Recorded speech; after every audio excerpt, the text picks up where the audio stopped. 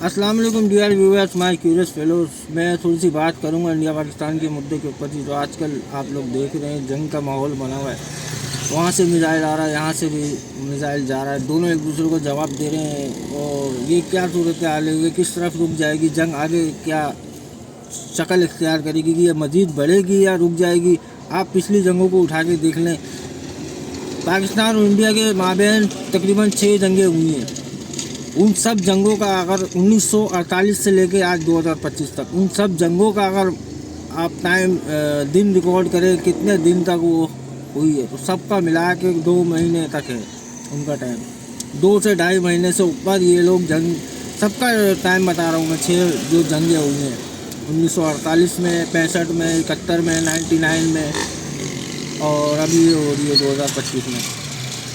तो ये इसका क्या रुख होगा भाई? इसका रुख ये होगा कि भाई उसने जवाब देना था पहलगाम का, इंडिया ने, तो वो दे दिया।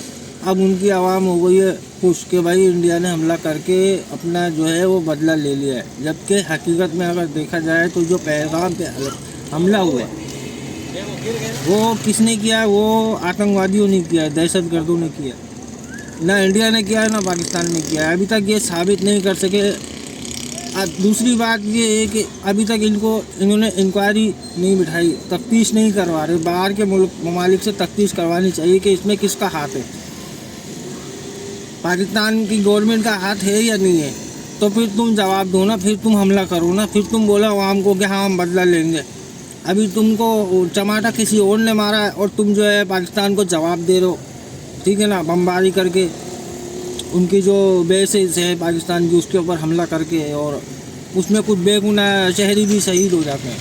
तो ये गलत है ना। अपने आवाम को खुश करने के लिए, अपनी सियासत चमकाने के लिए, अपना जो है हिंदुत्व जो है वो बढ़ाने के लिए कि भाई भारत जो है वो हिंदुओं का मुल्क है, भाई मुसलमानों का भी मुल्क है वो, ठीक है। ये तो हो गई दूसरी बात। तो तुमने जवाब दिया है, तुमने जवाब ही गलत दिया है। जिसने तुम मारा है पहलगाम में आम शहरियों को, तुम उनको पकड़ो, उनको मारो, उनको जो है ना वो उनके खिलाफ कार्रवाई करो। तुम ये क्या जंग का माहौल बनाया हुआ है कि हम जो है ताकतवर है। भाई तुम हो ताकतवर, ठीक है, हम ये नहीं कह रहे कि तुम नहीं हो, मगर तुम ये तो देखो कि तुमको चमाटा किसी और ने मारा है और तुम जवाब पाकिस्तान को दे रहे हो। तो ये तो नहीं करो ना। दूसरी बात, ये सब प्लानिंग है, अमेरिका की प्लानिंग थी कि उन्होंने दोनों वज़ीर आज़म को बिठा के साथ में कुर्सी के ऊपर के भाई तुमने यहाँ पे अटैक करना है, इससे ज़्यादा अटैक नहीं करने। अब तुम देखो ना इंडिया के पास कितनी मिलिट्री पावर है, कितनी ताकत है, लेकिन उसने कुछ चंद गिने चुने ही हमले किए, रॉकेट फायर किए। तो उसकी वजह ये, अमेरिका जो है उसने पहले ही बोल दिया था कि तुम ये करना, इससे ज़्यादा आगे नहीं बढ़ना, हम अफोर्ड नहीं कर सकते।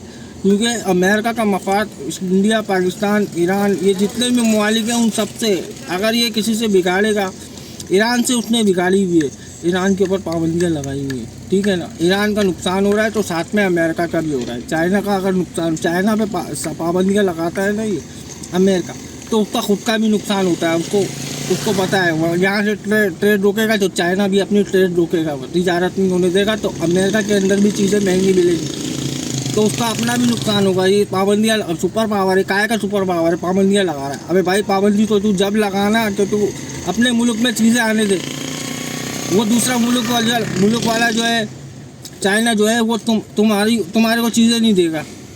जो चीज़ें तुम्हें चाहिए, जो चाइना में बनती है सिर्फ, वो सस्ती होती है ना, वो तुम्हारे मुल्क में अगर नहीं आएंगी तो तुम्हारी इकोनॉमी का नुकसान है ना। और तुमने जो इतना बड़ा सूद का जो लोन लेके, तुमने कर्जा लेके, तुम्हारे लोन से ज़्यादा तुम्हारा सूद है, और तुम काहे का सुपर पावर हो अमेरिका, बताओ। चलो इसको छोड़ो, इंडिया पाकिस्तान की बात करनी थी वो कर ली, जो समझदार है वो समझ गए होंगे, ठीक है। मिलते हैं अगली वीडियो में। पाकिस्तान जिंदाबाद, अल्लाह हाफ़िज़।